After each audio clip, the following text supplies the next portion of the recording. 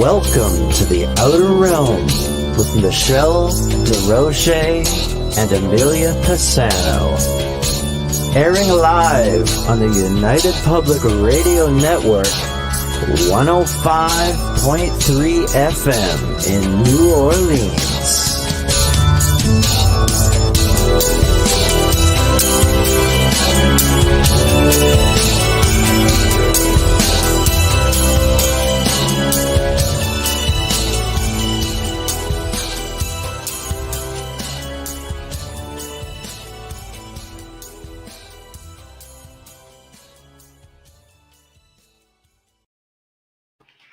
Good evening, everyone. Welcome to the Wednesday night segment of The Outer Realm. We are broadcasting live on the United Public Radio Network 105.3 FM from the beautiful city of New Orleans. We are fully sponsored by the amazing people over at Folgers Coffee who have been with us since day one. So thank you, Folgers. We appreciate the faith you have in us, and we look forward to a really long journey with you. Also, big thank you to our other sponsor, Dr. Snick, Justin Snicker, the Sonic Surgeon. He is responsible for our intro and outro. He's an award-winning composer of Halloween horror, sci-fi, and darkwave electronic music, and it can be found anywhere that good music can be found. So tonight we welcome Dr. Kelly Renee Schutz, and she will be discussing her lifelong paranormal experiences. And it's quite the docket, so I'm not sure if we'll get through it all, but we sure will give it our best effort in order to partake in this evening's show. I see the chat room filling up already. Get on over to, let's see what we've got tonight. We've got 8 locations simultaneously airing live right now. We've got YouTube, which should be the Outer Realm. We've got UFO Radio, United Public Radio, International Public Radio, News on the Flip Side. On Facebook, Canada's Most Haunted, The Outer Realm, of course, Joe Montaldo, UFO Undercover, and again, United Public Radio, UFO Paranormal Network. And we can see you all in there. Yes, Tamara, Ken, Bradley, Paranormal Heart. Hello, Kat, Janie. Love it, love it. So here we go. I think we're set. I got all the blurb out. So it's a hot, bloody day here. I'm just saying. 111 degrees for my Fahrenheit friends, 44 degrees Celsius for the rest of the world. Yes. Yeah, the swimming pool is a bathtub. Straight. It's not worth it. And I've got frizzy curly hair. I'm just like, I didn't even step outside to bring a package in. Like, I literally didn't even open the door today. We went for a Slurpee, I won't lie. Yeah, Slurpees are nice. I want a Slurpee. I have a thing for their taquitos, and it's like a hot dog bun. You eat one of those, like, and the next day you're like this. You're like a balloon, right? No, I know. It's just like, I know. But, getting a little bit of, cool cross breeze coming in, which is great. We were actually under tornado warning. In the south here, and I thought that's just dandy. That's what we need. But so far, it's okay. Hot your way too, right, Bradley? Oh, God, it's like that everywhere, especially at the border, Canadian and U.S. border, all the way across. It's really hot. Oh, it's horrific. Yeah, this humidity makes my hair look like I've been on the beach all day without the fun. Without the beach. Just saying. Yeah, I've got beach waves going right over now here too. So. That explains the cat running around. Yeah. Yes. Yeah. Why don't we? It's pretty nasty. And it was 13 degrees this morning. It was freezing. Thanks, Kat. Why don't we just start off with a portion of the bio, because she should be rolling in any time now. She's got the link. We've already tested all of that. Tonight we welcome Dr. Kelly Renee Schutz. Is no stranger to sensing unseen energy. She has experienced unexplained paranormal extraterrestrial phenomena since the age of 9, with her abilities beginning around the age 3 or 4. Known as an experiencer and citizen researcher to date, she has encountered 100 plus paranormal and 3 to 4 perceived extraterrestrial visitations, with what appears to be no end in sight. She holds 5 advanced degrees. She is the author of 11 self-published paranormal books, personal stories of her para-ufo encounters. So please welcome. Do we have her ready? We Dr. do. Schutz That's a in the condensed house. version, guys. That's a condensed Very version. condensed. Yes. All right. Ah, there she is. Hello. Hi, how are you? I'm really good. How are you guys? We're good. We're sweating, good. but we're good. Yeah. We're It's sweating. hot It's hot here. one. Yeah. We're hot tamales over here. Yeah. My gosh. So thank you for joining us. I've been like super excited. I know we've communicated back and forth a little bit, but it was very last minute. So I was really glad that we had an opening come up, because otherwise we would have been waiting a bit, and you know, it's never fun to wait. So, oh boy, cat's in the house. There we go. There's some cat. There we are. That's so sweet. That's for you. Aww. So, what I'd like to do, it's always nice to speak with another paranormal experiencer or researcher. Our show, we have such a wide variety of people from all walks of life, right down to archaeological finds but my roots are, you know, over 2 decades. I've always been in the paranormal. I find we just don't get to do enough of the paranormal these days. So this is going to be a treat, because it's kind of bringing us back to our own roots a little bit. So why don't I like to start with humble beginnings. I know it's a term you also use, and it's funny because you're right. Not a lot of people do use that term. So humble beginnings, where would you like to start? Well, first and foremost, thank you so much for having me on. Our pleasure.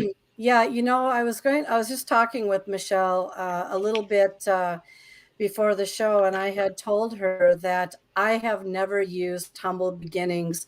I'm a TV talk show host as well, and I have never used that, and I started using that just recently, and I am right now. I'm looking into synchronicities, because I have noticed a lot that it seems like things that come up or things that people say or whatever jump in from time to time. But let's go back, and so I can give a foundation here to everybody to understand a little bit about me. Okay. I have over 100 different types of experiences with what I believe to be paranormal. I could probably add to that.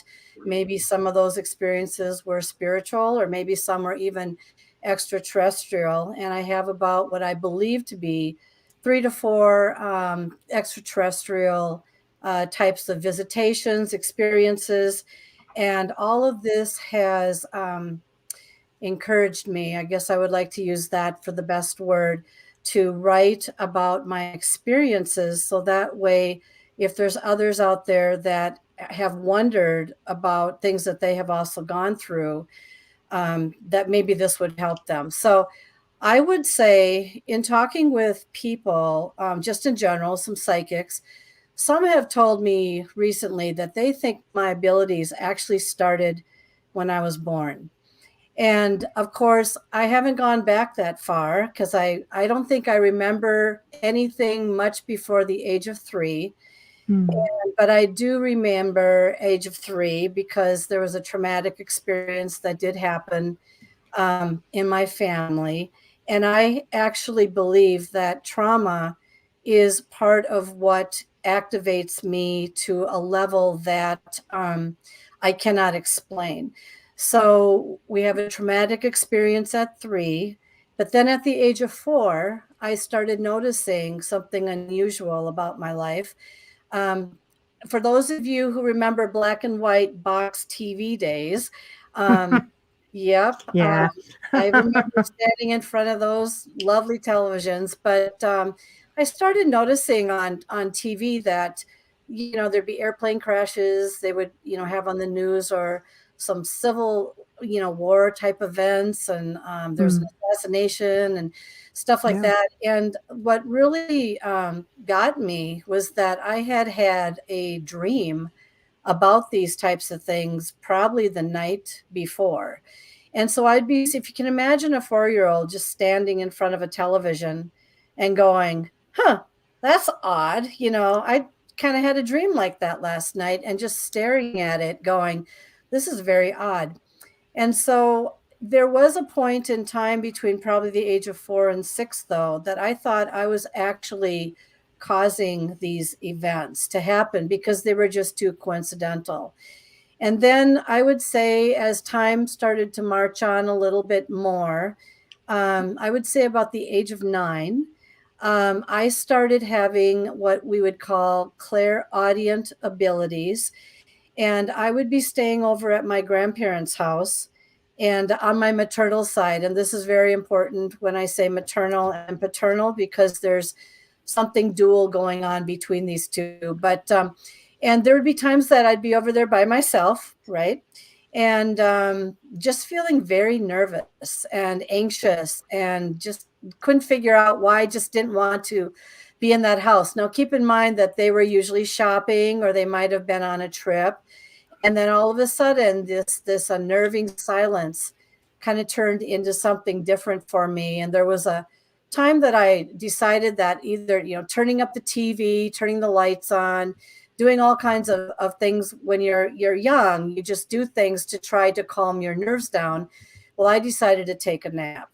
And I woke up and I heard all this chatter in their kitchen. And I thought to myself, well, how did they get home so fast? I didn't hear the door open up. So, you're groggy, you're walking to the kitchen. And at the point that I reached the door, there wasn't anybody in there. And I could have sworn I heard at least a little bit of a party going on in there. And I thought, this is very creepy. So what I always did is I went out of the house, sat in their porch on the outside of the house, and waited for my mother to come and pick me up after she was done with work. Now, this wasn't just the only occurrence in that house. There would be different types of situations that would lend itself to the creep factor. And I say that with love in my heart. But the thing is there was something that wasn't necessarily nice in that house. It was an energy that I was picking up, and I was picking it up upstairs. And we all know how we feel about going upstairs where there's a door or a curtain over the top of the stairs, and you have to go through that in order to get to the next It's a mindset thing. Yeah. Yeah. So, of course, keep in mind, kids have big imaginations. And I've literally believed at the time that my imagination was probably just that, just something I was conjuring up in my mind. Well, long story short, on that episode, years later, I would be going back into that house by myself just to take a look around, and I decided to go upstairs. And when I got up there and went into a room, everything seemed fine at first. But then I would say I was in there for probably about 15, 20 minutes when all of a sudden something unusual started to happen to me. And I was in there by myself. And so I just started to feel kind of dizzy and sick, and something smelled like there was something rotten in the room, and it was very intense. And so I thought, well, maybe it's a dead mouse in the corner or something. And so I got up and I started looking around, and I started looking for this mouse. There was no mouse in the room, but what I did notice was the curtain. And on the curtain, there was a singe at the bottom. And why that's important is because the day before, a lightning strike had hit the house. And apparently it started the curtain on fire. But something snuffed out the fire. And this is important here because it was at that point that I realized that something seemed too odd, that I got stabbing pains in my stomach, was very, very dizzy, felt very nauseous. I thought I was going to hurl. Turned around in that room, and I could swear I jumped 5 steps at a time just to get out. If you can imagine a 30-year-old running out of the house with their hair on fire, well, that was me. But I decided to look into that house a little bit more. And I discovered that there was a woman back in the late 1800s, before my grandparents took over the house or they purchased the house, that had passed away in a fire that actually started in the kitchen area, porch kitchen area. And she obviously, in my mind, never left the house. I really believe it was the woman who perished in that house. But there was a really unusual connection with that curtain, because that curtain should have gone up in a heartbeat, and it was like something was putting it out. So this all progressed into later years. Once I went off to college, I put all of this aside. But then when I was probably in my 20s, later 20s, I decided that it was time to go and do some searching in some haunted properties, because, and I need to step back to one very important piece here, because when I was at my dad's childhood farm, I remember being on that farm at one point at about age 14. And I said, I wish I could see a ghost. I wish I could see a ghost. And I said that 3 times. Well, I never saw a ghost on that property then, but I did photograph 2 apparitions in a screened window years later. So once, and that's the point I had my first telepathic clairaudient telepathic message that came to me. So I'll stop right there. There's more after and beyond that point, but I'll let you jump in with a question if you have one. Well, actually, I find it interesting that, when we're talking about the curtain and everything else, it's really not uncommon for spirits who are aware, that basically that some of them don't even realize that they're dead, but they're not usually keen on having people in their space per se. But I have worked with many families whose spirit residents are fully functional members of the family. I mean, they are here. There have been experiences where people have been on the property at night and all the alarms go off and they're trying to get you up and they're calling names out. And, so I'm not at all surprised by your story that you have someone that would, or have her come through to try to get everybody up and moving, or to alert you that there's a fire. I love hearing stories like that. You just don't hear enough of them. Well, I think the connection here too is that it was the curtain that led me to the question of why did this thing not go up in flames? And that was my key right there. So then I took that and I put that in my little investigation bag, as they say. And then that's how I discovered that there was a fire. And I don't know, I can never prove this, but maybe she thought, I'm not going to have the house go up in flames like it did when I was in the kitchen. And who knows? I mean, I don't know if put it out or something put it out, or it just naturally put itself out. But do you still have access to this house? Like to this day, is it still in your family? No, it's been sold, and there's been 2 owners in there since that sale of that house. One left quickly, but I think he ran out of money, and my speculation about running out of money to do renovations to the house is sometimes too. I've heard of this, that if there's a resident, I'm going to use the word ghost, apparition on the property, and they don't necessarily like the new owner, they might continue to cause things to continue to break, or break down or whatever. So it gets so spendy after a while that they just basically give up and decide that they've run out of money and they want to leave. But that's just a theory. That's sometimes they just don't like change. You have to explain what you're doing, and if you explain that you're just trying to make it better, that you're not, that you're not trying to upset them, sometimes they will relax. You have to remember, sometimes these spirits don't even know they've passed on. Sometimes they don't see, the obvious, that the place is falling apart. They just see it in their time, and they just see you as being destructive. Especially if they're grounded. Yeah, exactly. They'll just see where they were, and their current life is their current life. Well, the other interesting thing about this house is, if I recall this correctly, and I might be wrong, I think it was one of the oldest homes in the town, and then a tornado came in and ripped the town to shreds, literally. And the house was battered, but the house remained. And the houses around it were all torn down and rebuilt. So something loved that house Love that to the house. point where it's still there to this day, though. Right. Were the other houses around? I'm always the other side of the coin because of my background, but were the other homes built in the same era and decade as that home? Shortly thereafter, so they might not have been built as sturdy, possibly. Yeah. I mean, that's Yeah. I always, always have to put I'm with you on the I believe you and everything. I'm with you. I always have to do the devil's advocate thing because that's what I'll hear. Tamara says some ghosts that are grounded think we are the ghosts and they are afraid. Exactly. True. And Very that true. film. You always Yeah. bring me back to pop culture, Tamara. I know. The Others. You're thinking of the Yes. movie The Others. Yeah. Love that film. Love This that film. kind of cat. Paranormal Heart podcast, as I wish more people would mention to the spirits what they are doing when they are doing renovations. I think it would be easier for all parties. Yes. I agree. We've done that here every step of the way. And they've Yeah. even led us to things that we didn't know were hidden, like hidden Oh. doorways that have been walled up. And, you go in, you open up the wall, and there it is, exactly where they told you it would be.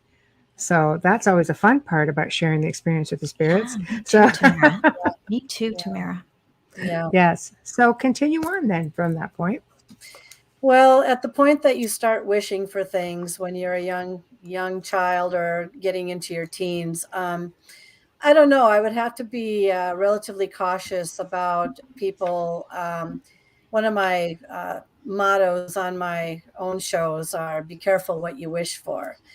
Because even if you don't get your wish right away, who is to know that you're not going to get your wish down the line?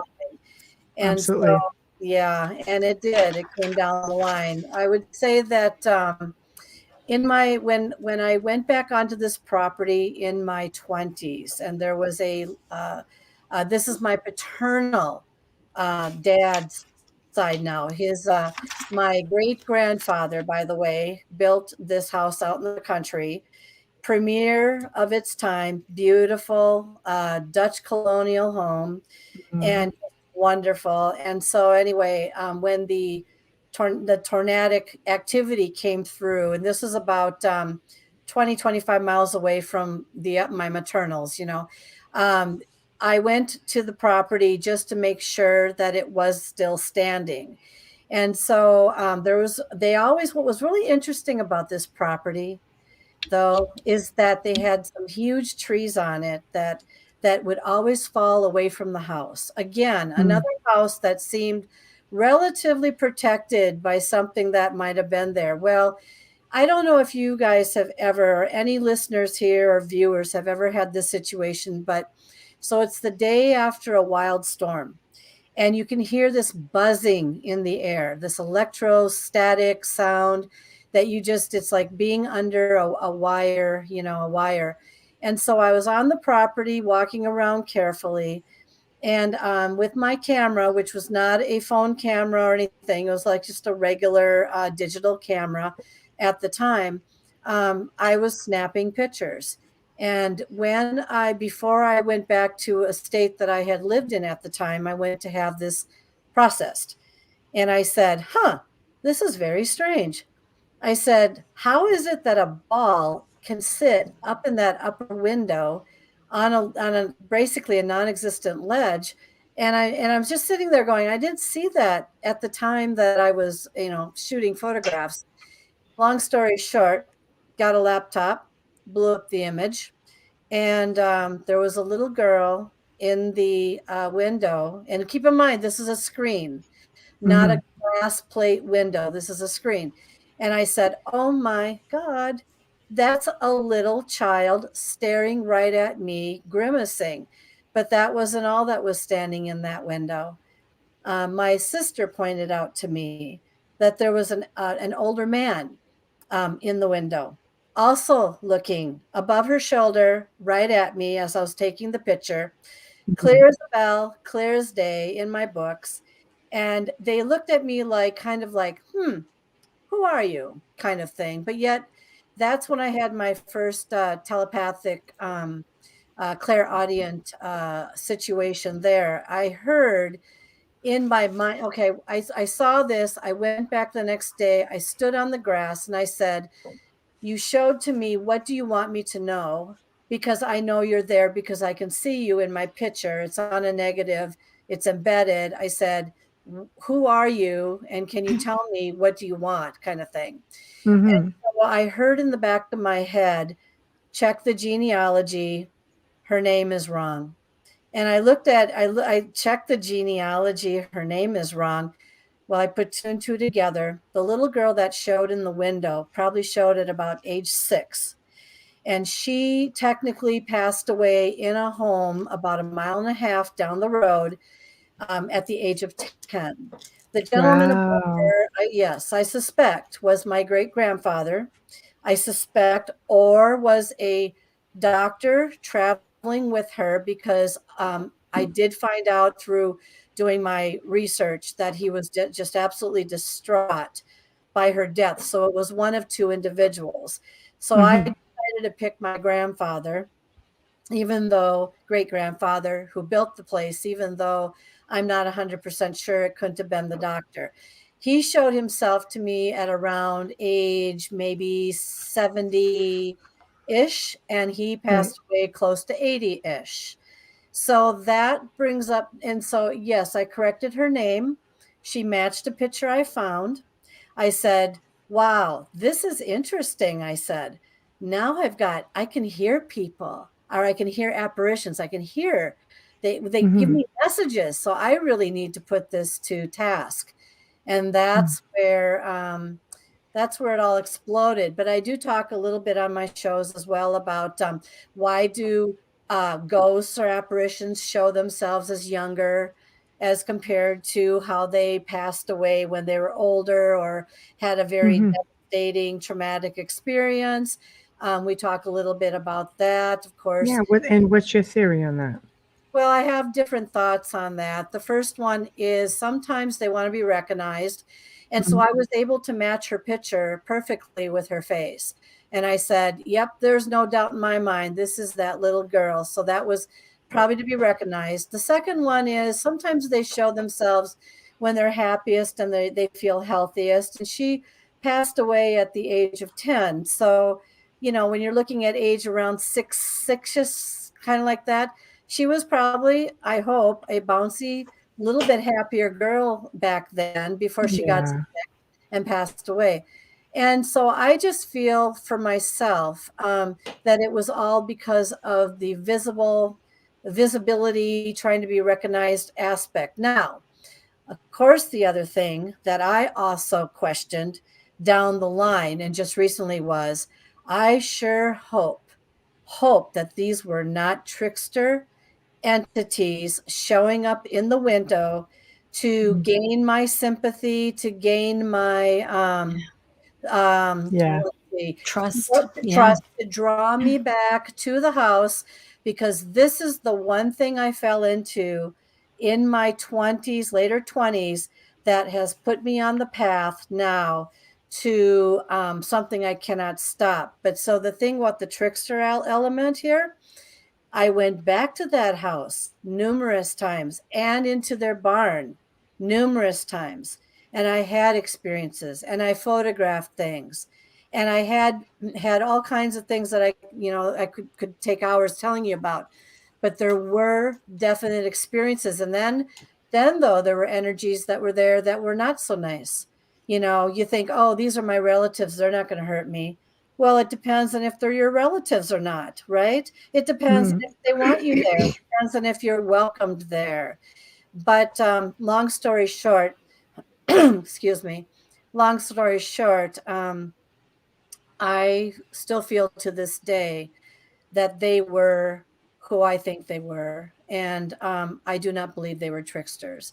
But that led me on a path that went full force because I could hear things, because I now could see things, even though it wasn't direct, but indirect. I Mm-hmm. decided to go into haunted locations, cemeteries, bed and breakfasts, Mm-hmm. anything that was known to be haunted, and put myself to the test. So, With your abilities, you can trust that what you saw and felt was exactly that. Because you have those abilities, you didn't have to second guess it. yeah, no, but I did recently when we I had a segment on tricksters, and then I thought back to that image, and I thought the number of times that I went back, I couldn't get back there fast enough. That's the danger signal right there. When you have a red flag that says go back, go back, go back, then you need to start thinking about the answer or the reason as to why are you being drawn back there. I don't really know the answer, but I agree with you, Amelia. I still say it was my relatives. So Yeah, absolutely. you Mimics have are to tough follow to your distinguish. instinct. Yeah. Mimics are tough, especially for people just starting out. But when Yeah. you have that ability to sense, see, and hear, Yeah. it just validates that you're safe, right? And that's why people who don't have the abilities need a medium when they're doing investigations. Just throwing that out there really Nah, fast. I've 'Cause spent it kind of, almost 2 yeah. decades working with mimics, and Yeah. you still can't. So, you know, no matter how seasoned you are, I've seen some really gifted people end up in some bad situations. And, you know, you don't have time to second guess yourself if you're in the thralls of it, because they're waiting. They know more about you before you even walk in through that door. So it's you know, like Amelia says, you know, yeah, if you're new at this, besides that, I've seen seasoned people get into trouble. If you're Right. new, well, you don't. They feel a lot different once you spend enough time around them. They feel a lot different. You won't get taken too many times. You catch it. You do. Paranormal Heart says some people resent having abilities. Dr. Kelly, do you resent your gifts or have you embraced them? Oh boy. Well, thank you, Kat. I think you just answered that question for me as well. That's how I answer. You know, at first I thought, oh, isn't this cool? This is what I thought at first. I thought it was so cool, but Kat, I'm going to tell you where that all led to. That led me into, and I don't want to jump around because I've got a million stories with a million things that have happened to me. I want to add one thing in before I jump into what I want to say next about answering your question. Some people just don't know how to protect themselves well enough when they're ghost searching or hunting, and they can pick up all kinds of attachments. They can pick up things and bring them home with them. And now, to answer your question, they can haunt 3 homes. So I've haunted 3 homes. I think I've haunted 3 homes, 2 for sure, 1 that I'm in right now, not so sure. Not so sure. I went ghost searching everywhere. And I started with bed and breakfasts. And why was that important? Because I felt like I would be safe there. Oh, nothing's going to hurt me at these bed and breakfasts. Heck no. I'm a guest. Nothing's going to hurt me. Well, I don't know what I brought back with me, but sometimes I've learned over the past couple of years, especially since I believe the extraterrestrial stuff has now been starting to happen to me, that I have learned to try to block myself a little better, not invite everything that thinks it needs to come and talk to me to be nearby or on top of me or whatever. It's daily. And the thing is that my time is my time. And if I want to open up and attempt to communicate with something, I will. Just to give you a hint, tomorrow, as of 3 a.m., by the way, I'm on a plane to the Stanley Hotel. And for those of you who know anything about the Stanley Hotel, it has a lot of interesting ghostly guests, actually not guests, residents in there. And I am hoping to have a couple nice experiences, but that's because I like to write about them. But do I want to have bad experiences? I've had them. And anyway, so to answer your question, I know that was a long drawn out thing, but it depends on the day. Sometimes I'm okay with it. And sometimes I'm like, I wish I never would have said, I wish I could see a ghost 3 times on that property. But this happened before then. This was happening even before all of this, you know, at my maternal grandparents' house. So I don't know if I could have stopped it. I don't know. Ladies, what are your thoughts on that? Because Do you think you really can stop something once it's in motion? I can't even imagine not being able to see. I've been able to do it my entire life. The thing is, children are natural born psychics Yeah. because they just haven't been corrupted. I say corrupted by life. We as adults have baggage, we're busy. We have a lot of emotional swinging going on. And children have not been subjected to that yet. And it doesn't start changing for them until puberty, really, because of all that change of emotions and everything else. And it happens again for women, especially around menopause. Again, all the emotion. We're emotional creatures, so we tend to get it worse than, not that young lads can't have that, but for women, we tend to get it a little bit harder. But I know you can also shut off when you want. I can switch off. I didn't learn how to do that until quite late in life, Me too. considering, but I did learn how to do it. Took a long time. Yeah, but I can do Still it can't off and on, sometimes. off and on. Yeah. I think we tend to, especially if you have an empathic ability, you tend to That's lower your harder. guard around family and friends Yeah. and forget that they're going to affect you the same way as any stranger would coming into your Mhm. space.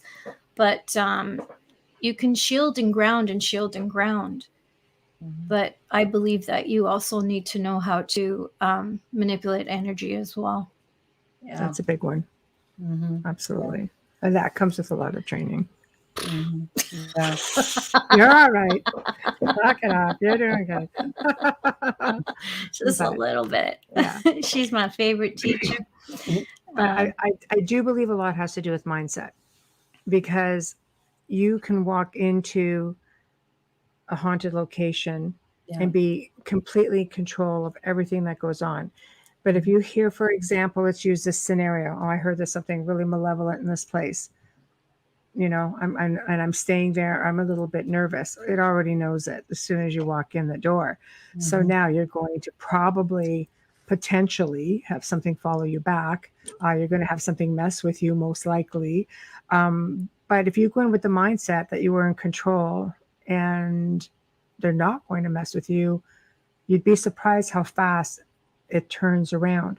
I've seen entire families turn around just by being educated and empowered.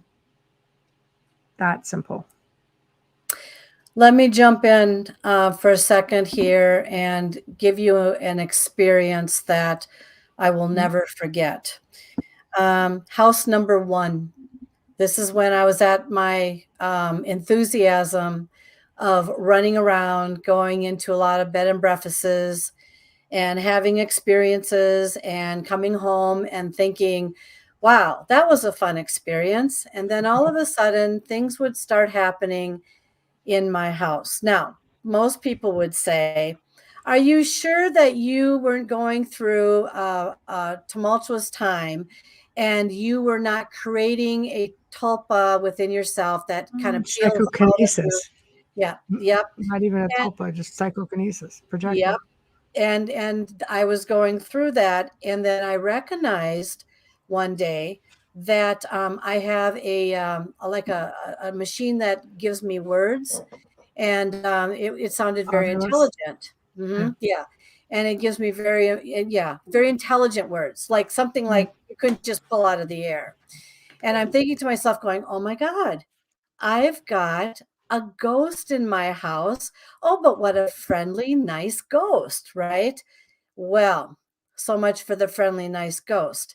I don't know who I brought into that house or how it got into that house or if it was me, but things were happening in the house.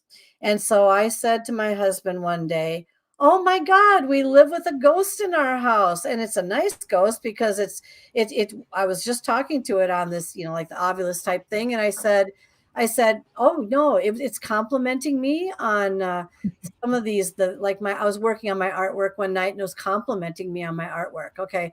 And stuff like that. Well, long story short, this thing apparently liked to sleep between us in bed.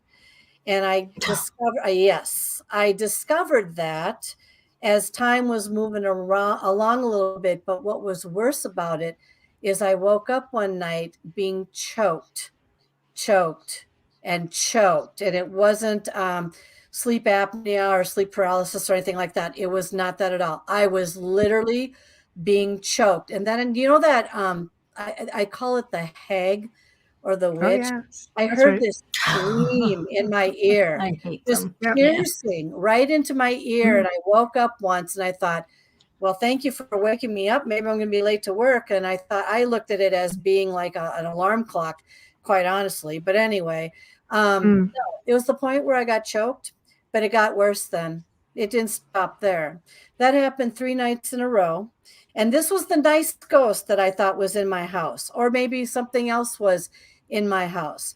It was the part where I was working in another room on my computer one day.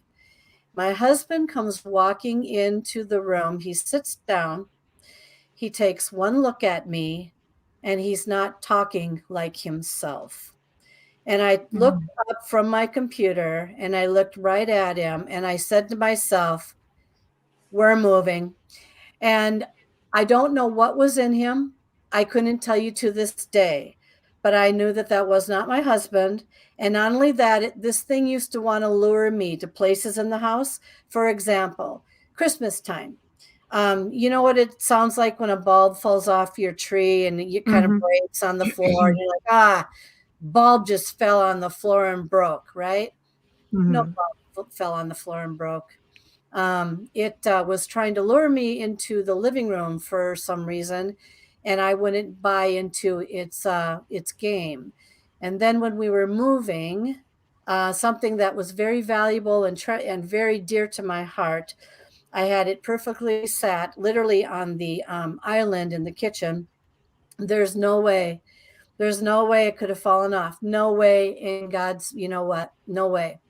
I turned my back to bring a box out to the car and I heard crash and it was broke. I turned around, it was broken all over the floor. And I said, well, I hope you feel good about this because I'm still leaving and you're not invited to come and da da da da da. But you see, that is what happens when you think you live with a nice ghost in your house and you're not really sure if it's a nice ghost at all or if it's just wearing you down to the point where it wants to rear its ugly head from time to time. So that's the first, that's the beginning of the movement, you know, with us. So, And it didn't follow you because they do have that ability to follow. oh, the next house was haunted too. Let me tell you about that one. This one's even more interesting. But Yeah, did they follow you from this house to the new house? Or I are you don't know. dealing with... I think something completely new. So when we Right. went to the next house, it was only across the road in a upper scale development. And I had no idea about this at the time, but our house was back to back with a what used to be a property back in the Civil War day. Oh. Its barn was still existing. And I learned this through the fireplace cleaner. He came in once and I was having him clean our fireplace and I was having some weird things going on. I said, do you know anything about this area? And he says, yeah, it's really haunted over here. And I thought, what? And he goes, yeah, across the road. He goes, that barn? I said, there's a man and his family there once. This was a long time ago, back in that day. He axed the wife to death and he axed his 3 children to death. Oh. And so, yes, but the thing is I think and I feel that who was coming, I'm like a beacon, you know, like a lighthouse, like here I am, you know, come and get me. All that was starting to explain some of the happenings that were going on in the house. So this second house was even more haunted than the first house. And things were happening like my clock dials were advancing, keys were turned into the door, things were doing this and that and whatever. I mean, I could go on, lots of things that happened in that house. But then I thought, oh my God, I've got the children that were axed to death, you know, over in this house. And you start to question yourself sometimes as to how they got over there, if it was them, what was I dealing with? Did something actually follow me? I don't know. So many stories, so little time.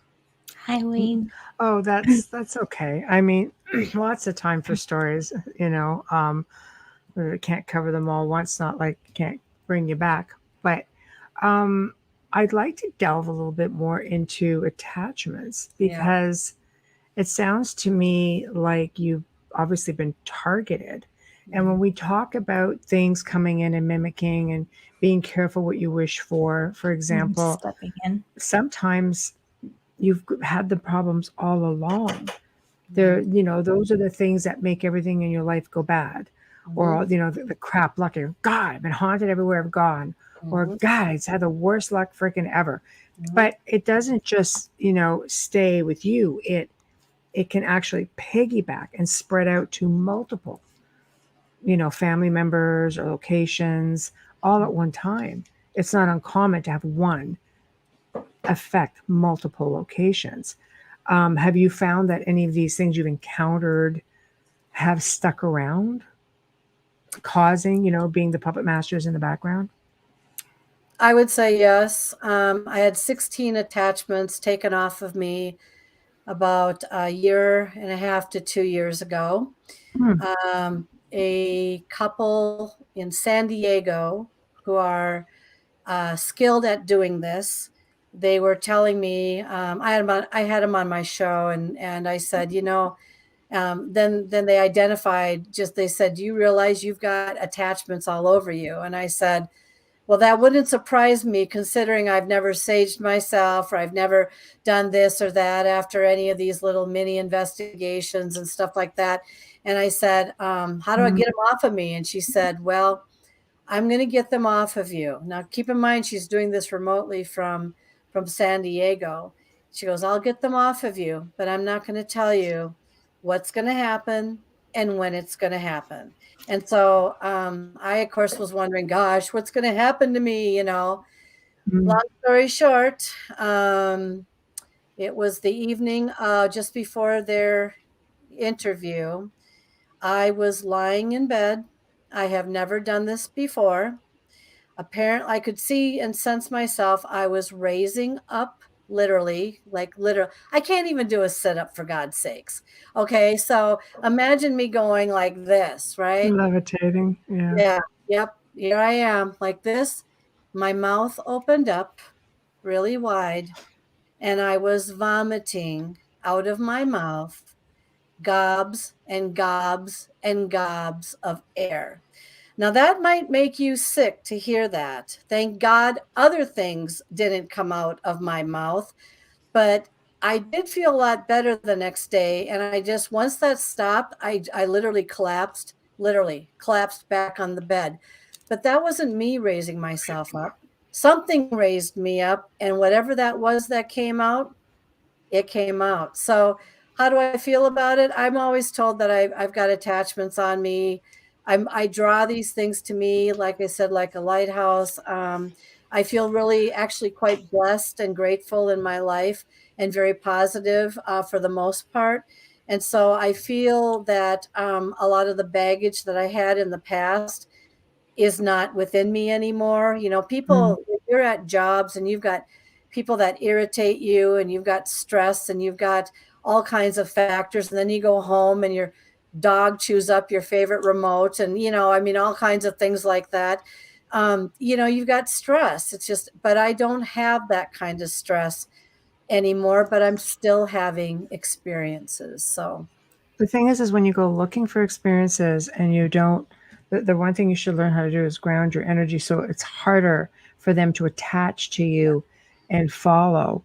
Even learning how to keep your space clear would help you. But unfortunately, when you go actively searching, because I know I've spent years helping other fellow researchers and we go double duty on it. Like, honestly, we probably clear 50 people plus per week all over the world. That's just, it's just a huge amount. And a lot are people who go looking, but you have to take the precautions as well in doing so, because some people are beacons. Things do want to come to you.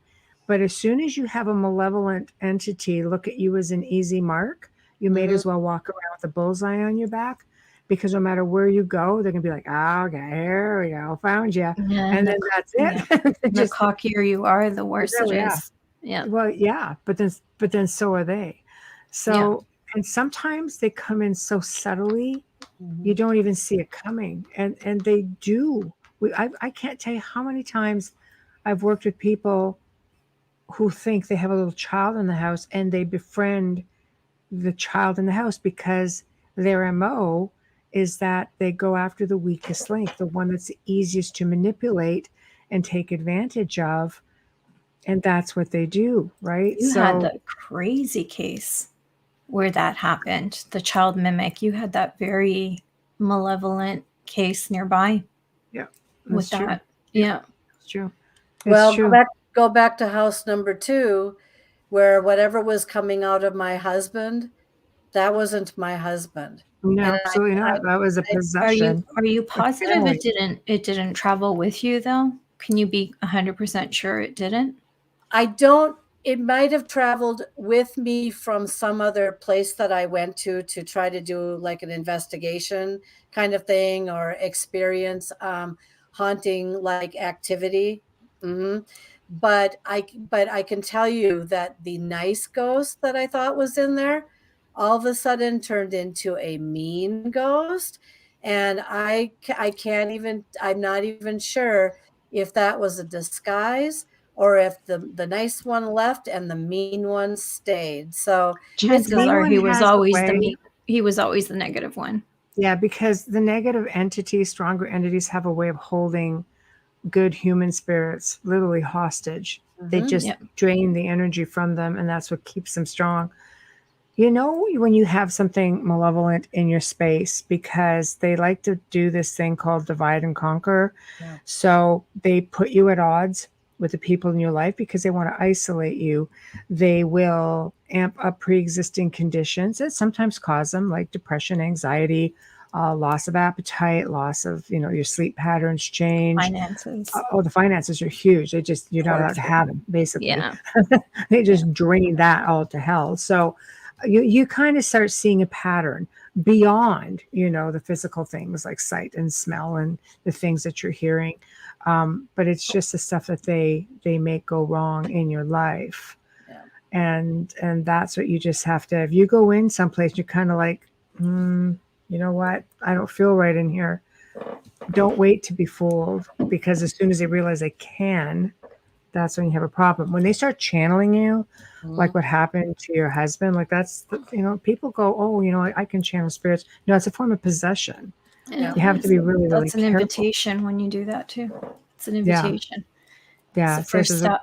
what Kira Yeah. says. Yeah. That See, sounds like my previous house where my daughter and I finally came to blows, literally. Yeah. yeah, they do. Yeah. It's We work really with, scary.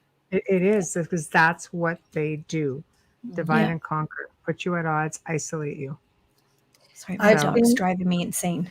I have seen that. I have seen that sometimes even within my own family. yeah. And just on properties that have been around for a while and for some reason have some kind of a lingering energy about them that you honestly can pick up, but you can't put quite your finger on it as to Yeah. why it came to be the way it is. But I have Mm. seen nice occasions turn into fighting occasions, Mhm. uh, just by people being on particular properties. I don't know. It's interesting. I don't know. So Well, if there are people in your space, you have to perhaps wonder, is it something that piggybacked from you onto your family members or friends? Because they Does can do that. your husband ground? my husband is a diehard Catholic. And Oh, I nothing. understand. He's Yeah. strong. He's a strong Christian. At Mm. first, when we got married, and these things, I was trying to share some of these things with him. I think at first he didn't quite know how to take me because it was like, did I make a mistake? You can kind of see that all over them. And I said no. But then after he had been with me for a while, and he was going through these experiences with me. He then came to realize that there was something going on, definitely with me, or something that was provoking or bringing forth these situations that could not be denied. Here's an example. We were at a villa on a known haunted property, and he went out to do something, and I shut the door to our bedroom, and there was not a lock on the door. Nothing at all. It's just easy, open it up type of thing from the outside. No one's going to do that. So blah, blah, blah. Anyway, long story short, this is the place where he started to realize that you never say when you walk into a haunted property, bring it on, ghosts. Okay. Yeah. That's not Bring it usually a on. good idea. That's a quick lesson. That's a quick lesson. And they did. Yeah. They brought it on. All right. All night long. So what happened in this situation that I think finally turned him a little bit in a different direction was he was coming back and he was trying to open up the door to the bedroom. And keep in mind, there's no lock on the door, so there's no reason for it to get stuck, or it should just open up. He couldn't open the door. He couldn't get it open. He couldn't push it open. He said, I can't get in. He says, unlock the door. I said, there's no lock on this door. There is not a lock. I said, oh my God. I said, I'm trapped in here with something I don't want to be in here with. And so, the energy and the fear starts to grow. And of course, if it's something a little bit more on the negative side, they love to chew on that. It's like a treat. Yeah, you're feeding it. It's a battery. But it took him a little bit. And then finally it went poop and it popped, and he just opened it right up because, and I've heard of these situations before, when people would get locked out of certain things like their cars or this or that, and they can't figure out how it happened. But these were the little mini turning points have brought him to the conclusion now that what we experience together sometimes cannot always be explained, no matter how rational you might be, how logical you could be, how scientific you might be. Some things just cannot be explained. So absolutely. No, absolutely. Oh, I have to add something, though. Can I add one more thing in? Yeah, of course. Yeah. He saw his first apparition about a year ago, almost to the day. We were in a museum, and we went out, and he went on to these boats that they had there, that you could run through. And I wasn't in the boat at the time, but an apparition showed to him. It was 2:00 in the afternoon, 94 degrees out. And I was like sweltering. So I just wanted air conditioning somewhere. I didn't want to run around some boat somewhere. Long story short, I remember him popping his head outside of the door of the boat. And I said, I'm coming. I said, I just don't want to spend too much more time out here. It's too hot. Anyway, when I get into the boat, he mumbles to me, this boat is haunted. And I just completely ignored him, because to me, people think hauntings sometimes can happen in the evening time, and it has to be dark out and all that. No, they can happen at 2:00 in the afternoon in a 94-degree boat. And some people would say, was he dehydrated? Oh, probably. But you know what? He said he looked at, no one else was in the boat at the time. He looked out of the corner of his eye, and he did see like one of those fishing guys from kind of back in the day. He described his shirt. He described his pants. He described his shoes. He described his beard. He didn't see his face. He saw a beard. And then when he focused, it disappeared right before him. So made me a little jealous. But on the other hand, sometimes they do this to one person. Maybe if you're lucky, two people. Because honestly, what is someone going to say? Well, I never saw it. Are you sure you saw it right? Are you sure you're not dehydrated? Things like that. So anyway, I've seen entire households, under full on attack by something malevolent. And you ask if anybody's had experiences. I can't tell you how many times that it might be one or two people. And the rest of the household's like, but we don't have any experiences. Right. I think they choose who they want to show themselves to. Yeah, Well, yeah, I yeah. think The so. weakest So I link, believe like in you that said theory. earlier. The Yeah, weakest link. yeah. The easiest victim. And it could just be like with spirits. Maybe it was just meant for him to see. I think Maybe so. it wasn't meant for you to see this time. No, I did see one over in Wales when I went over to a really haunted bed and breakfast. It was a 900-year-old property. It's called the Prince Rupert Hotel, and I know they wouldn't Yeah, mind me mentioning their yeah. name. I When I know went of in it. Yeah. there, oh, you have heard of them? Yes. Oh, I know of it. Yeah. Oh, Wales. Hmm. So, Yeah. The whole yeah, country's Yeah. it's haunted. The like the whole Isle of country is Wight is haunted. crazy. Whole country's Yeah. haunted. Yeah. Yeah. It's like Scotland. Including the property I was on that had 80 dogs buried on the property, and they all had their own Mm. separate tombstones. And I had one crawling on me that night. That was the day after, though, the Prince Rupert. But here, I want to tell you my story on Prince Rupert because it might enlighten people a little bit.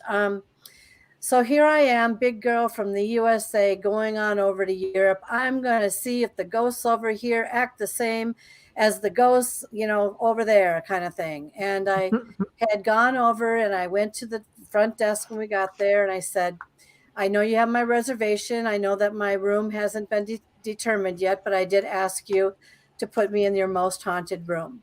And so the gal at the desk and the manager said, we're not going to put you in the most haunted room. And I said, you don't understand. I'm writing a book.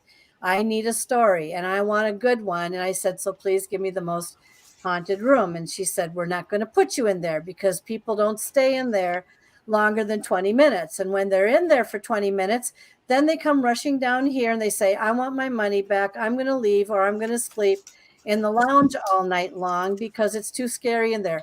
What happens in the most haunted room there is that there's a gal who hung herself in that room years ago. And she doesn't like men. And so Mm. what happens is during the middle of the night, if there is a man in there, especially, and they're laying there, the guy will wake up and they usually see these toes dangling above their faces about a foot. And they're like, oh my God, from the Right. rafters where she's hung herself. So they Right. put me in the second most haunted room. And I said, oh, goody. Thank you. Okay. So we went up the stairs to start out. And this is where I had my first experience walking through an electrical cobweb. And so if you've ever walked into like a bunch of static before where your hair practically stands up on your head, my whole body went whoosh and lit up like a Christmas tree where my husband's did not. And the other gal that was with me, she felt it too. And that's when I saw the maid apparition rush around the corner and I saw her face, but I was very dizzy at first. Anyway, going through this place was like going through a maze. We get to our Mm. room and she goes, oh, by the way, she said, every time you come to the door, you always have to ask permission to come in. I said, say what? Yep. If you don't ask for permission, what's in there is not going to let you in. Oh, for God's sakes. Okay. Knocky, knocky, knocky. May we come in? Oh, okay, good. So it undid itself and we walk in. Ungodly feeling in there, just dread, just sick. And I thought, oh my God, what have I gotten myself into? I turn and I look over to the left and I see this floor length mirror, very oval shape, the one that brides would probably look in to check their dress and stuff like that.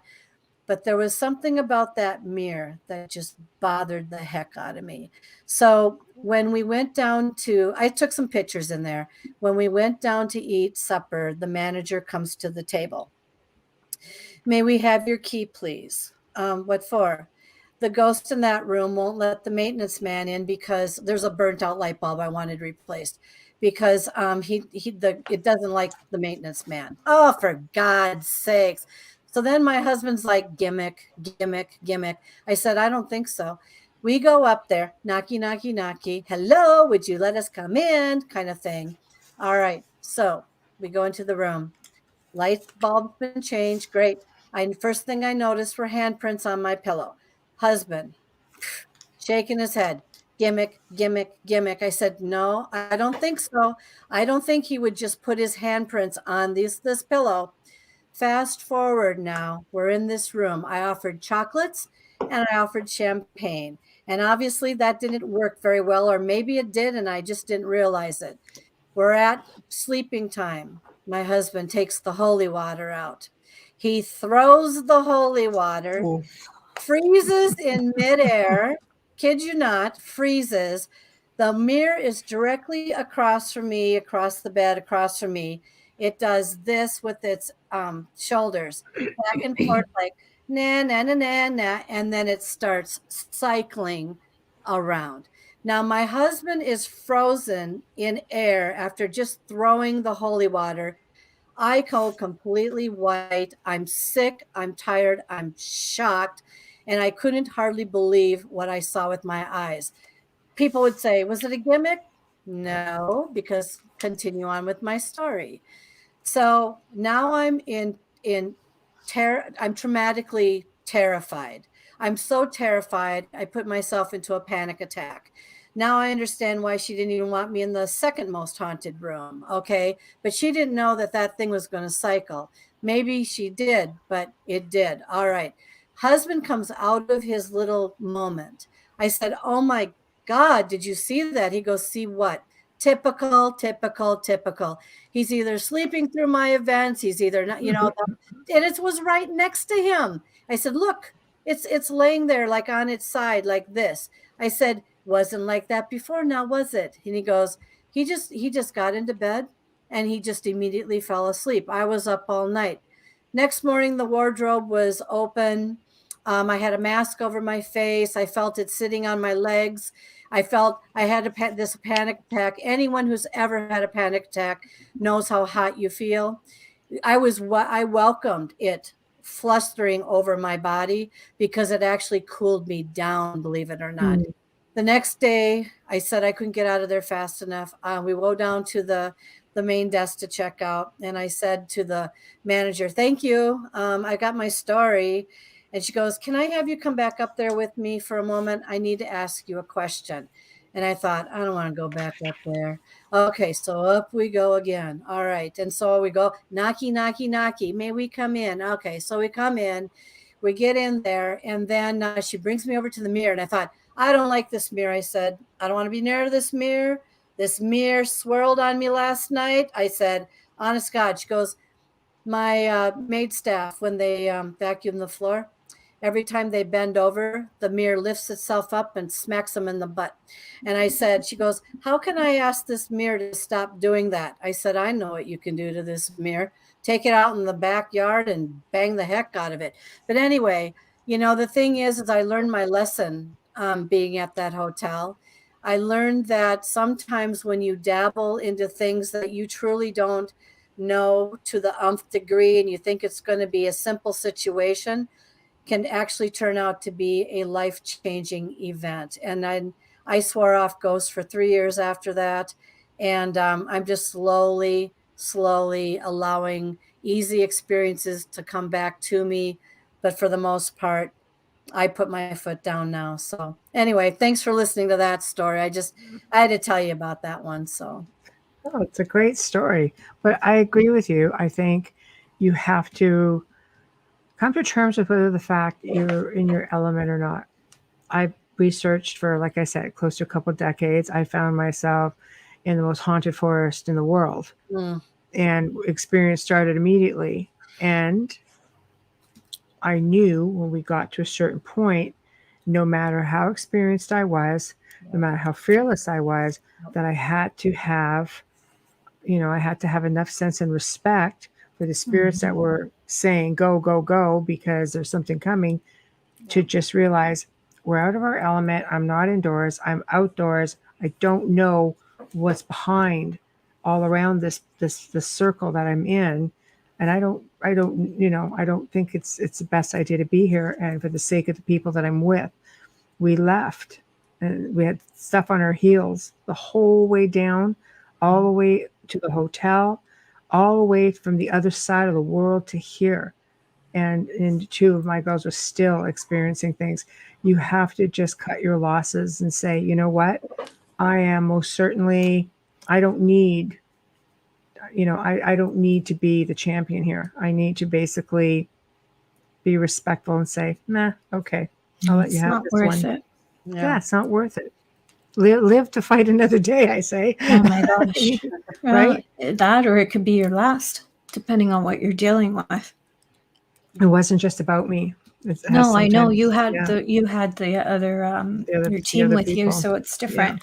And yeah. that's really scary, Oh, But it I can can be. attest Yeah. to feeling extremely safe working with Michelle, because she did come back for me on a staircase. Oh, on a staircase. Oh, I had something walk right through me, and I just lost complete consciousness of everything. But anyways, Yeah. that was hilarious. She's like, "Where'd she go?" So Right sorry. away. Right. Still No, here. it's true. Again, it's a mindset thing. Yeah. It really is. It's a mindset thing. It doesn't matter how seasoned you are. You'll always have that one thing. You'll always have that one story, and this may be your story, that will stay with you, the one that changed you. Every researcher has a story, or every experiencer has a story that changes them. And this may be yours until you come across maybe another one, but you will evolve with each and every one. Yep. So let me tell you about another one. And then, Amelia, I want to ask you a question about something you just said. Sure. First, I'm going to tell you, yes, Michelle, I have been evolving since day one when I started out recognizing that something was different about me, and or that I was ultra sensitive. I mean, when I'm an empath at True Heart watching TV, sometimes it's very hard for me to watch TV, especially Westerns, because I used to tell people all the time, I said this on a show about 6 years ago. I said, when people are shooting their guns, even though they're fake guns most of the time on TV, I can actually feel the bullet go into the other person's body.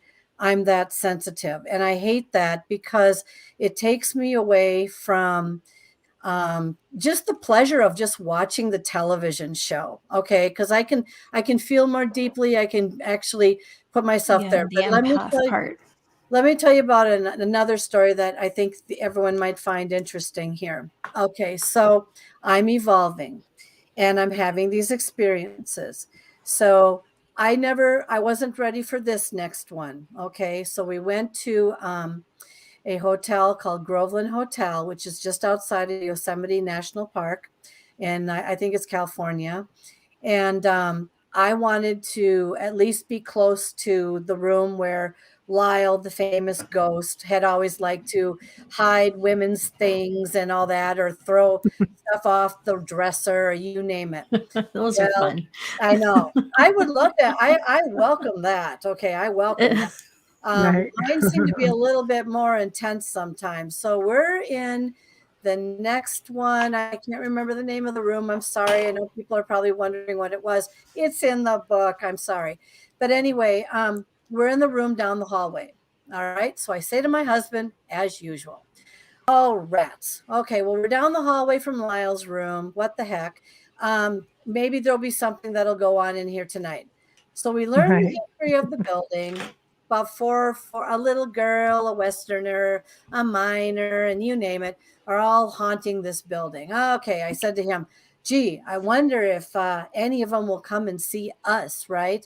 Okay, long story short, it's nighttime. And well, we're in bed, and it's probably about clear as a bell out, full moon, nice, bright, beautiful stars out, you name it. I'm like, wow, what a great night to have a haunting because everything is just right. Okay, we go to bed. He falls asleep, of course.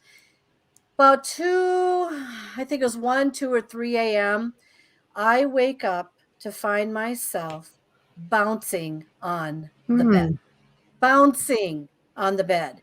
Okay, so now I'm going, oh my God, what just happened to me? I'm just bouncing on the bed. And so I try to wake up my husband. He won't wake up. Typical. every time I'm having a paranormal experience, he's laying there sleeping sound as a baby. Well, he's not aware that it's happening. And That's But why. they might keep him asleep on purpose. Yeah, that's what I they just. are, Yeah, because the he's thing not is, aware. I'm bouncing on the bed, Okay, so now the only thing that I wrote in the journal there, and it's in one of their journals that I said, don't snore, because the miner in this room apparently is hiding under the bed, and it will hide your socks, it'll hide your remotes, it'll hide this, it'll hide that. And then most importantly, if you're snoring, it's going to try to wake you up. Well, I could feel this foot, kind of like the size of a gentleman's older foot, just like airlift me up into the air. I felt that. I don't know how far I went, maybe a foot, maybe two, but it was when I was falling down that I didn't feel the foot behind my back anymore. All right, long story. So the next morning, we're leaving. This couple comes in to the hotel. Yes, in a very snide manner. We'd like to have the haunted room, please. Oh, the haunted room? Take your pick. I tapped her on the shoulder and I said, would you like to have our room? I was kicked up in the air last night by something that was under the bed that apparently doesn't like snoring. Does your husband snore? Do you snore? If you do, you don't want to go into our room. So have a nice day. And then I turned to my husband, we walked out. But the one thing I noticed of myself is when I have these experiences, I'm dreadfully, dreadfully drained. And it just brings me down to every morsel in my body. And it's just the weirdest thing. Now I have to insert something here because I had a guest on my show recently, and he brought this up, and I thought, you know what, maybe there's something else to this. We were talking, I am having what I believe are extraterrestrial visitations and experiences. And he said to me, Kelly, how do you not know that you weren't kicked up from underneath, and how do you not know you weren't dropped from something, like if you're in an extraterrestrial kind of situation, they may try to float you up or levitate you up or something. Well, I've got news for you. Try to get me through that ceiling. Good luck to you. But anyway, probably hit the top and then fell right back down. But ET experiences and paranormal do go hand in hand, though. Can we hold that thought just right there? Sorry, I don't mean to. I've got to do the sponsor ID. Otherwise, we're not going to have a show. Okay. And I just need to get to my list. Yes, otherwise we're done. You are listening to The Outer Realm with Michelle DeRoche and Amelia Pisano, coming to you live from the beautiful city of New Orleans on 105.3 FM radio. Tonight, we have Dr. Kelly Renee Schutz in the house with us, and we are discussing all of her, my gosh, many, many, many experiences in the paranormal, and we're just beginning to go into ET. Stream or listen to our archives on the platform you normally use. If you've missed anything, it's so simple. Just search us on whatever platform you're using and you can find all of our shows. Shout out and thank you to the amazing people at Folgers Coffee for fully sponsoring our show right from day one. We love you and we thank you so much. And then also a huge thank you for our outro and intro, Dr. Snick, the sonic surgeon, Justin Snicker, award-winning composer and musician. You can find his music on Amazon and Bandcamp. Check him out on Facebook and Instagram. Follow him. He often posts little snippets of his music. There we go. And we are back. And thank you, Kat. Glad you are digging it. There we are. Okay. Okay, sorry about that. Yeah, that's a business. I have a timing on it. Yeah, there's a time on it. So perfect. If I don't, something will cut in. Yeah, like an exit button. There we go. Amelia gets the hook. There we go. Bye, Bubbles. All right. So please continue. Well, I can't remember. Well, it's just basically wrapping up. I think if I remember this right, I remember just talking like I doubt an ET situation could get me through their roof anyway. And then I hit the ceiling and then I fell back down. But that's exactly. But I do recall though feeling something underneath like my back. just shoving me way up there.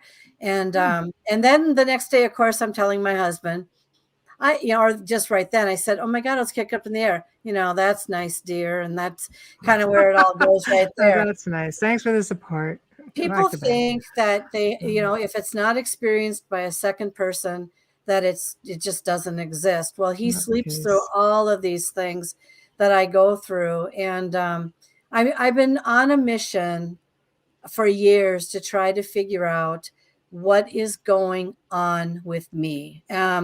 I keep having experiences that evolve, change, and shift.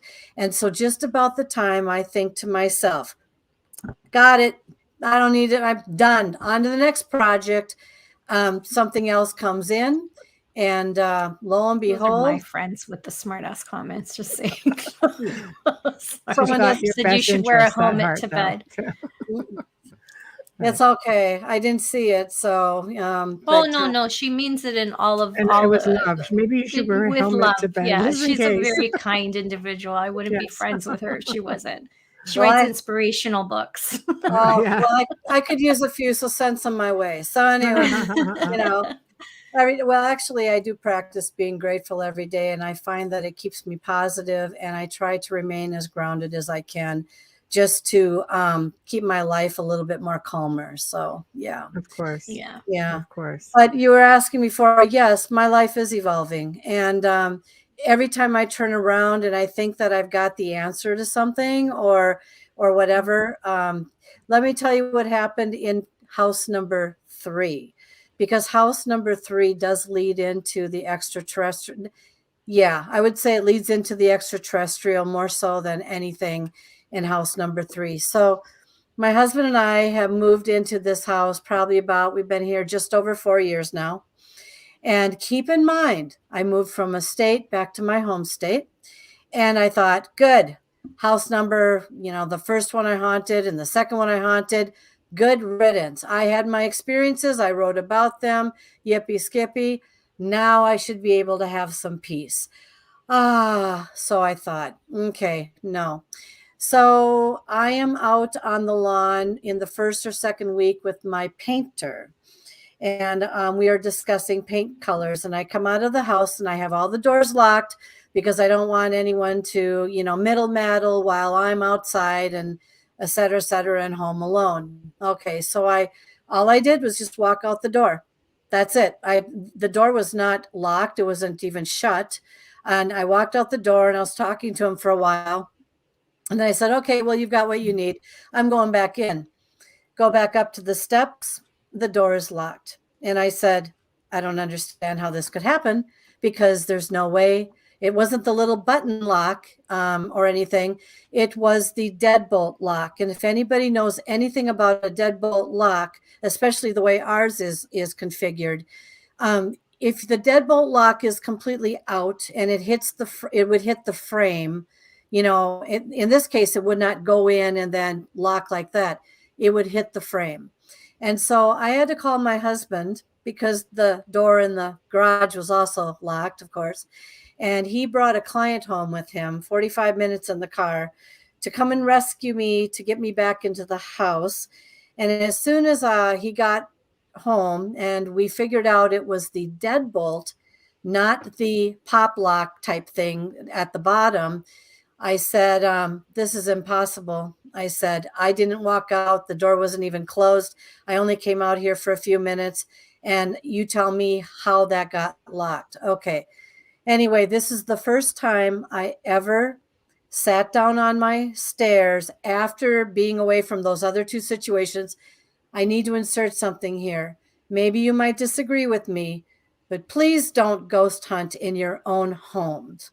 That's the one thing I wanted to sort of kind of add at the Thank you beginning for of all adding this. it. Yeah, because the Mhm. thing is that you can open up portals and you can open up things that you are not sure of, and then they can come right through. And if you don't close them right, you've got new guests in your house that you wish you never had. But this was the first time I said, I had enough. That's what I said. I had enough. I sat on the steps of my the stairway, and I took out my K2 and I took out my device and I said, I am talking right to you. Who are you? And then I just pulled up my big girl pants and away I went. So it did tell me a name. There was a gentleman by that name who passed away next door, but Wyatt decided to lock me out. But that was just the beginning. Now the fun really began. I had 2 weeks of intense poltergeist activity in this house. Just after that, whatever it was refused to leave. And so it decided, it was like I don't know if you guys know what the evil eye is, but I'm yeah. Italian. Are Are you you? kidding me? I think it's sewn into my skin. Yeah. So when I'm going to insert this so you could just visualize me like being on a television show. So it was it or it was me. And it wasn't going to be me. At this time, it was going to be it. And so you can imagine, when I was in Florence, by the way, I took a picture of a lady who was, I think, a gypsy. And she shook her head and said, no, do not take that picture of me. And I looked at her and I said, oh, yes, I am. And she's like, oh, no, you're not. And you could just see us like in a Western walking towards each other. And then I lift up my camera and I shoot the picture. And of course, people say that's going to give you 7 years of bad luck. And they asked me, did you have bad luck? And I think I did. But you know what? I know. I lived. I'm here breathing. It's more of a thing of capturing their image on camera that they don't want. Yep. Yeah. Oh. Yeah. It's not about that. It's more about being respectful to what they believe in and not taking that photo. I don't mean to. No, it's the same with the Amish. Yeah. The Amish don't like their pictures taking either. And a lot of people forget that when they go touring and they're in Amish country, and they really don't like that. So yes. And that's correct. And so, yeah, it was like a shootout, like a Western. But here's what the thing did while it was in here. It was almost like playing chess at one point. It's like, here, I'm going to do this. And then it's like, no, I'll meet that. And then I'm going to up you one. All right. So the first thing that was noticed was that it was shooting things from my pantry against my pantry door. So whenever I was in the vicinity, per se, thump, thump, thump, thump, you could hear these things shoot against it. You open up the pantry door and here's your stuff lying just so nicely on the floor, not broken, but there it is so nicely. Now somebody would jump in and say, Kelly, are you doing that? Are you do you have a topo running loose in the house or whatever of yourself and it's actually doing this and you think something else is? I'm not quite sure yet, because here was the next thing that happened. So have you ever had a wardrobe that you could not open unless you had to take like a pick or something or a long key and you could pop it back because it was swollen shut? So being down in New Orleans, you cannot tell me that it doesn't get humid down there where things are not swollen shut once in a while. It's humid here too. We've got 111 today. Oh my God. Oh my God. Yuck. And I was going to come down there. Okay. Thank you for keeping me from coming down there. Well, I had a wardrobe. We're in Canada. Oh, well, in that particular case, then a little bit, we're hotter in New Orleans right now, I think. You poor guys, I tell you. So this wardrobe had been sitting out. Remember I was telling you about my great grandfather with the house. So there was an estate picking, and I took this wardrobe and I had it out in my garage, but I could not get the doors open because they were swollen shut. And so we just let it sit there. And for 8 months, it sat there. And no matter what, no matter if it was cold out, no matter if it was humid out, you could not for the life of you get those doors open. During the same poltergeist week or whatever I was going through in this house, we were going out for dinner. So, down the stairs, you go in the garage and you go around. I didn't see it happen very quickly, but I walked around by where the wardrobe was and I got into the car and I looked over to the left and the wardrobe door, it had flown wide open on its own to being like to the back. And I looked at it, I said, oh my God. And I pointed to my husband. I said, the wardrobe, the door, they were swollen shut. How on earth did the door get open? And so this thing, what it was doing, tripping me down the stairs, freaking me out with opening things that couldn't open, flying things against the wall. Yeah, twice it tripped me down the stairs, and I said, this thing's trying to kill me. And I firmly believe it was, by the way. I really do. But I'm telling you, I've had so many experiences in this house. But then after about 2 weeks, I don't know what happened. It just all of a sudden just either went calm or decided to just take a hike. But Did you it was, relax? what's that? Were you relaxed with everything? Did your that- demeanor change with everything? At that point, it did, except this one night. And this is where it leads into the ET stuff now. So, Okay. so I'm in my office as I am right now. And I work. I'm a workaholic. For those of you who never stop working, I'm one of you. I'm one of them. And casual, calm, doing my thing, writing, whatever. All of a sudden the front door, 1:00 a.m., front door opens and closes. I could hear this down the hallway. Husband, who was in the dead of sleep at the time. Yep, dead of sleep. As always. This time he wakes up. He comes coming down the hallway. He comes to my door. He goes, did you hear that? I said, yeah, what were you looking at outside at 1:00 a.m.? Because I thought he fell asleep downstairs, you know. He goes, I was in bed. He says, I said, I don't think we have an intruder in this house. That door is locked. Long story short, I don't know what's in this house, but there's something in this house.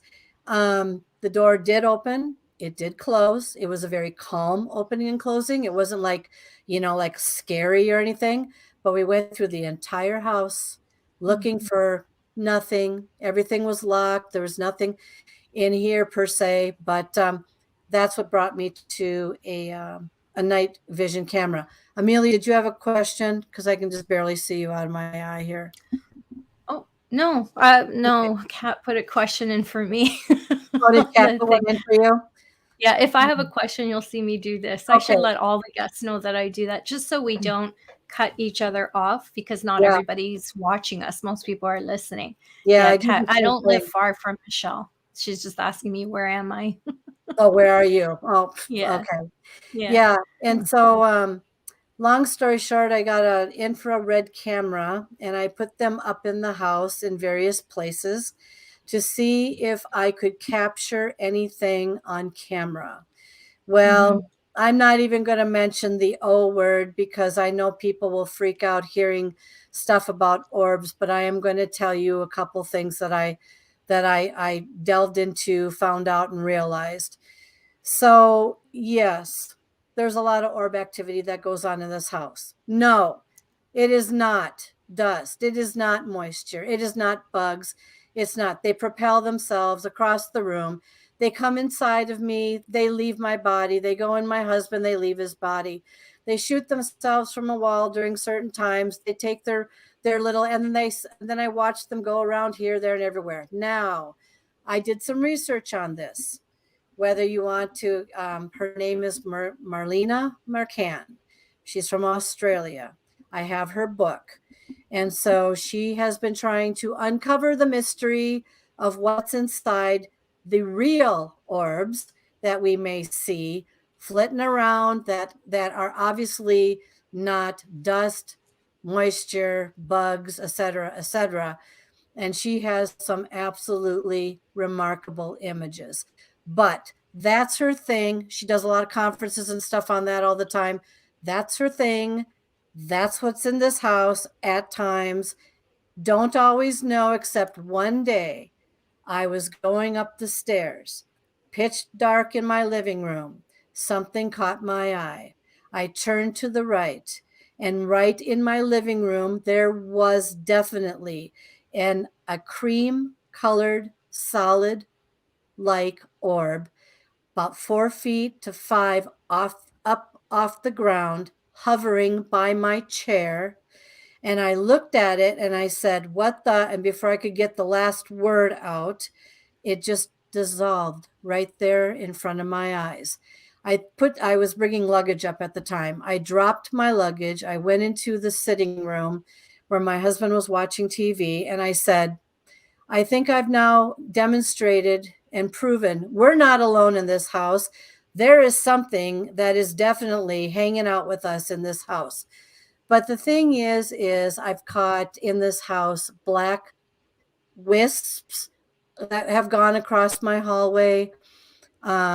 A lot of this orb activity, which I don't even pay attention to anymore because I don't care anymore.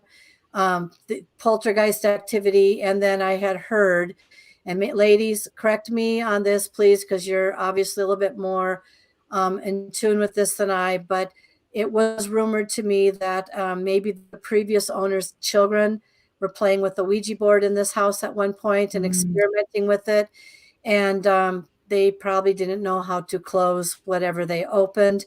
And so I blame it on them, but that's very common. Yeah. Is it? That's very common, where you can have, not common like it's every day. I mean that you can move into a home where someone has used a Ouija board and not closed properly, and it's become your problem. Yeah. People think just because they haven't touched it, they'll never be affected by it. But if it's Kids been don't know they're used, supposed to close anything. They No, just they think it's a game. They go on, they start playing, the door neither do opens. adults though. A lot of adults that are not in the field think it's just a game because that's the way it's marketed. So, but I mean, they can use their apps on their phones now. They don't even need the board. Anything. Oh my God, they can use their, oh yeah, no, that's very true. Right. Yeah. Right. Spirit boards, voice recorders, name it. Invitation equals, It's always good to clear a house before you move in. Yeah, for sure. invitation. Always good. Yeah. Absolutely. So you had an ET experience in this house also. What was that like, and does it continue to happen? And is that your first recollection, or do you think you've actually been having these experiences your entire life? I'm going to go back to the age of 24. I do recall being in an older house, about 1800s as well. But I do recall one night I did wake up the next morning with my prom dress that I remarkably could still fit into. I never went to prom. This was a different type of thing similar to prom, but it wasn't prom. The dress that I had for that, and I woke up, it was on me backwards, inside out, and zipped up, and kind of like this. If you can imagine wearing a dress backwards with the thing up like that. Little grays are known for slipping up like that. It was, I woke up and I said, what the heck did I eat last night? And it's I'm in a formal gown. I know. Well, at that point I wanted a drink, so it was kind of like, I didn't, I passed it off as, back then though, I passed it off as sleepwalking and doing something in my sleep, because I used to, do you guys remember, many of you listening and watching right now probably don't even know, back in the day, I used to love these snack pack chocolate pudding packs. Oh, I love them. And they had tin things. And I used to find myself waking up in the middle of the night, literally licking the silver lid with this sharp lining now on they come in plastic. Oh my God. Yeah, that's why because my tongue didn't get cut off, and so I'm sitting here going, oh my God. Even the fruit cups were in those tins then. I remember them actually. I remember those. Aging myself.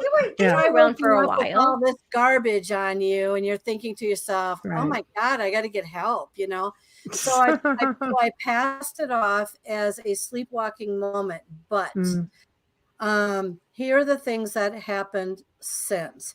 In house number 2, the one before we moved here, my husband and I had so much paranormal activity in there. And since we're talking about that, I want to insert an interesting thing just to let people know. So, when the little packs or the little fruit cups went to those, the plastic that you just peel off the top. Okay. So my husband would always sit and mock, again, oh, there's no ghosts in this house, even though I'm hanging from the stupid chandelier tied up and, and going to myself, could someone just please help me down? Like, Go oh, just back to wait. bed. It's all like this. Yeah. No, just wait. Yeah. I'll just help myself down. So anyway, so yeah, but he mocked again. And I said, Oh. and here, this is what happened. There was one day I was upstairs, and I don't mean to shift, but I want to try to shift back since we got on the little snack pack things.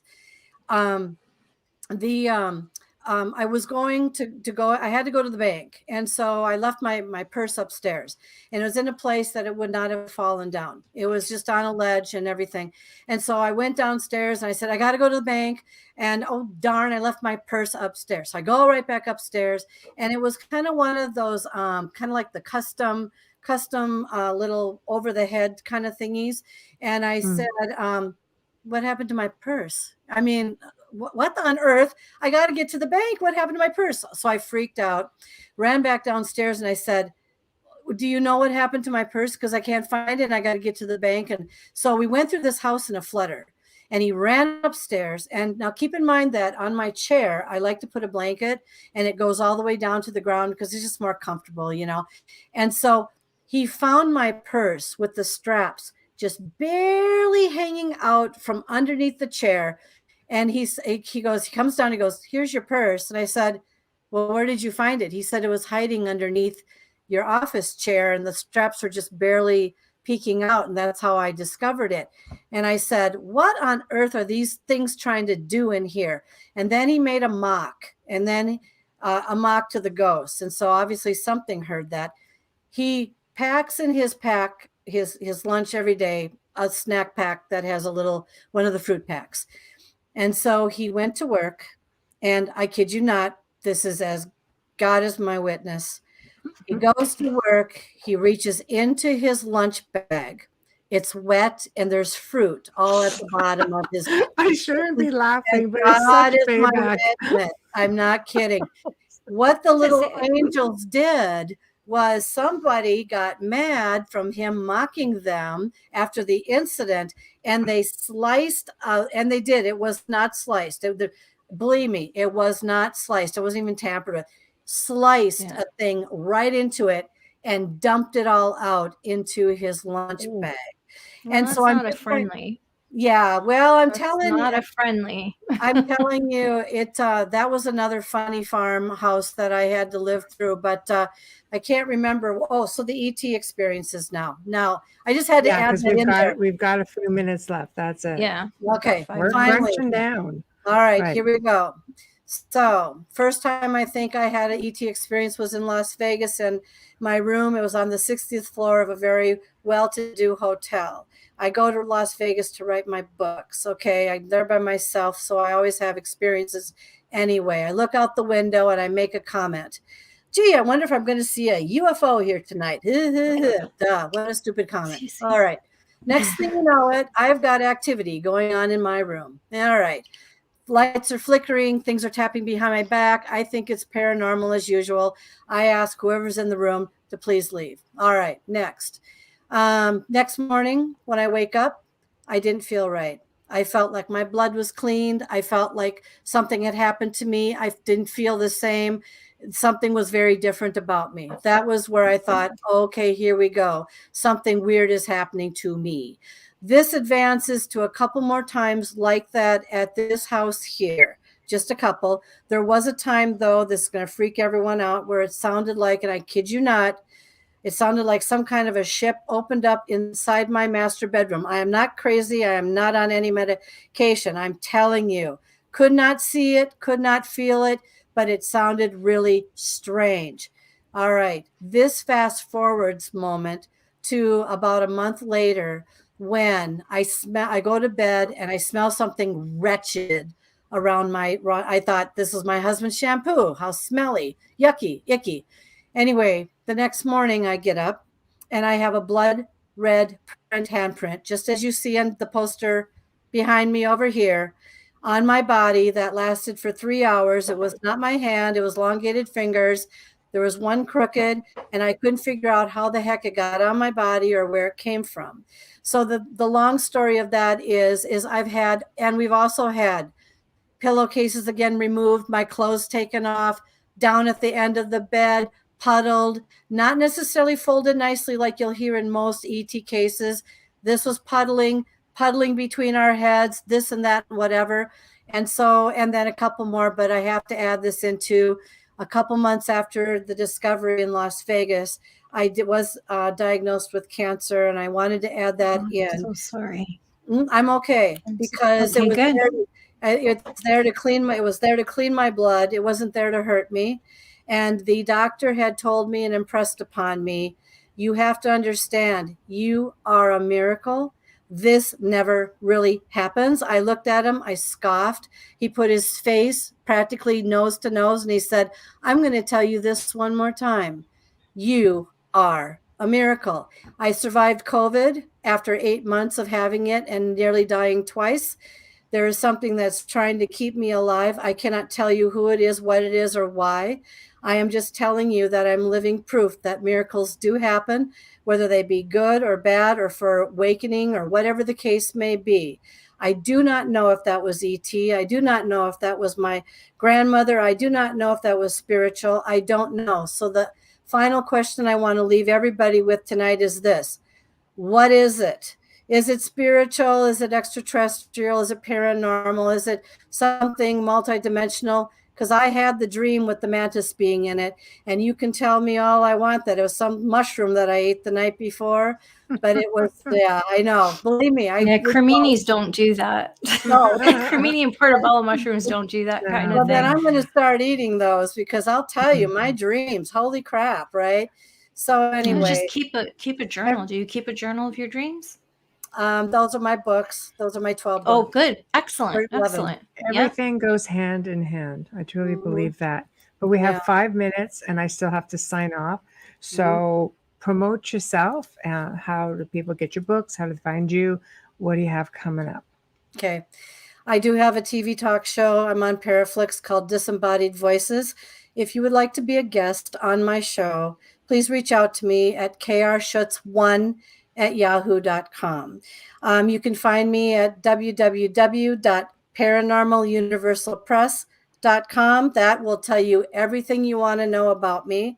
And I am on Facebook. You can messenger me if you'd like to under Dr. Kelly Schutz or Paranormal Encounters podcast series.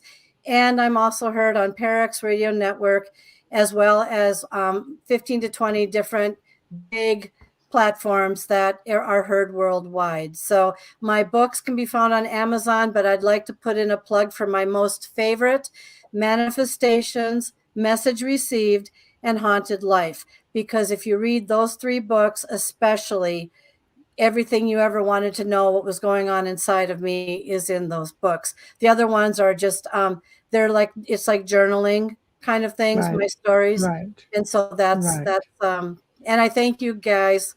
Thank you, Gal. For thank you so much. Thank you for being here.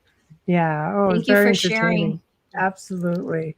Absolutely. Keep passing your messages around, it inspires other people to go public with it. Because a lot of people want to bury that. They just think it'll go away, and it doesn't. So, but I will email you. I will be in touch. And thank you very much for joining us tonight. I bet your husband's a believer now. He's probably sleeping. Yeah, he's probably sleeping on the couch. Thank you so much. I married the same person. Don't worry. Yeah. There we go. Take care of yourself. Thanks again. Good night. Thank you. Good night, thank you. Oh, that was awesome. So, gosh, it's hard to believe the 2 hours flew by. I was like, what? 2 hours already? Yes, just about. So, thank you to Dr. Kelly Renee Schutz for being here tonight. Big thank you to Folgers Coffee. Huge thank you to Dr. Justin Snicker, our sponsors. Remember, whichever platform you are watching on tonight, please go and subscribe, like us up. Also know there's a whole pile of really awesome shows on our network. Go and check them out. Okay, just go and check them out. Check out the website, unitedpublicradio.com. Go check it out. and see who is when, and just support them. We really appreciate it. So if you want to contact us, I say it all the time, outerrealmcontact@gmail.com, please and thank you. Social media is just too chaotic. So please, the outerrealmcontact@gmail.com. I'm going to be a harpy on the Folgers commercials. Also, get them in there.